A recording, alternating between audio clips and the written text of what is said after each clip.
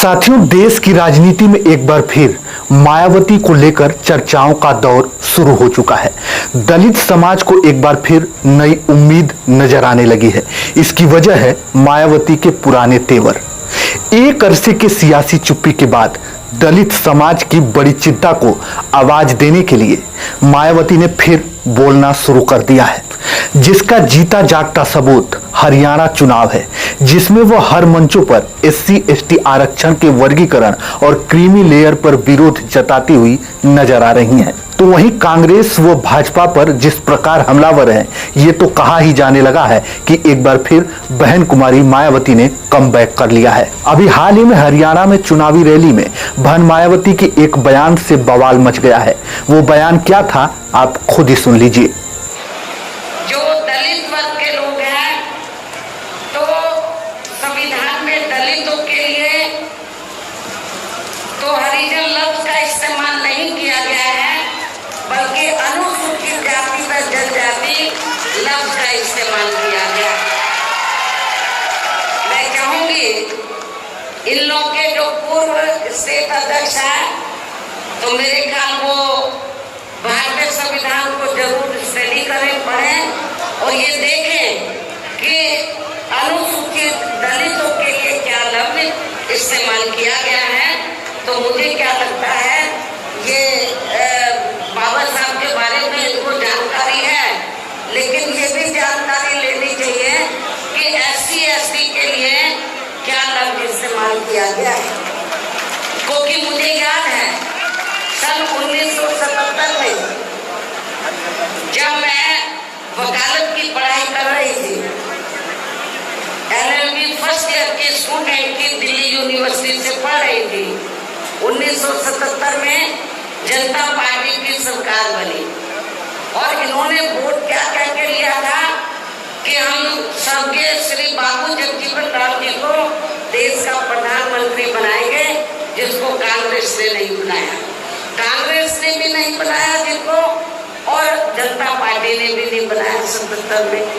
तो दलित वर्ग के लोग, अनुसूचित जाति जनजाति वर्ग के लोग पूरे देश में बहुत नाराज थे, खफा थे।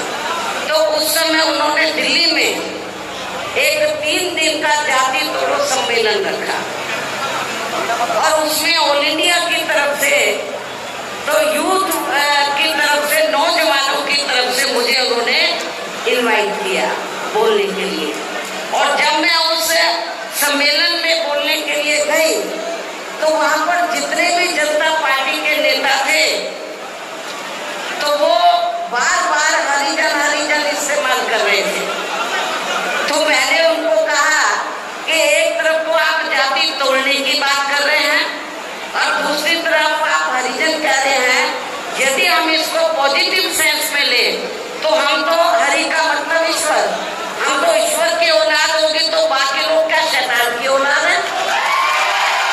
ये मैंने 1977 में जब मुझे उन्होंने ऑल इंडिया की तरफ से इनवाइट किया, तो ये मैंने वहां पर बोला था। मायावती के इस बयान को तो आप लोगों ने सुन ही लिया होगा। इस भाषण का एक लाइन जो काफी चर्चा में है, हम हरि के जन तो क्या बाकी शैतान की औलाद है। बसपा प्रमुख मायावती ने मंगलवार को हरियाणा में चुनावी रैली के दौरान जातिवाद के खिलाफ कड़ा रुख अपनाया है। उन्होंने कहा है कि जातिवाद को बढ़ावा देने वाले लोग संविधान के खिलाफ काम कर रहे हैं। मायावती ने SC/ST समुदाय के लिए हरिजन शब्द के इस्तेमाल पर आपत्ति जताते हुए कहा कि यह शब्द दलितों के लिए अपमानजनक है। उन्होंने बताया कि 1977 के एक सम्मेलन में उन्होंने हरिजन शब्द का प्रयोग करने के लिए सार्वजनिक रूप से आलोचना की थी। मायावती ने जाति आधारित भेदभाव को खत्म करने की अपील करते हुए सभी से संविधान के सिद्धांतों का पालन करने की बात कही है।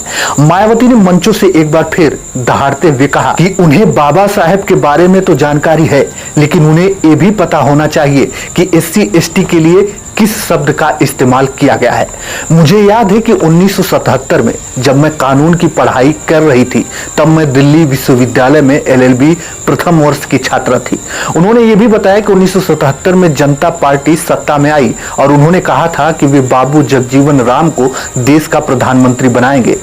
जिन्हें कांग्रेस ने भी प्रधानमंत्री नहीं बनाया और जनता पार्टी ने भी नहीं बनाया। इसके बाद बहन मायावती बताती हैं कि 1977 में दलित वर्ग के लोग, अनुसूचित जाति जनजाति वर्ग के लोग पूरे देश में बहुत नाराज थे। उस समय जनता पार्टी के लोग दिल्ली में 3 दिन का जाति तोड़ो सम्मेलन रखा और उसमें मायावती जी को बुलाया गया और उन्हें बोलने के लिए जब कहा गया तो उन्होंने कहा कि वहां पर जितने भी जनता पार्टी के नेता थे वो बार बार हरिजन शब्द का इस्तेमाल कर रहे थे और मैंने उनको कहा कि एक तरफ तो आप जाति की बात कर रहे हैं और दूसरी तरफ आप हरिजन कह रहे हैं।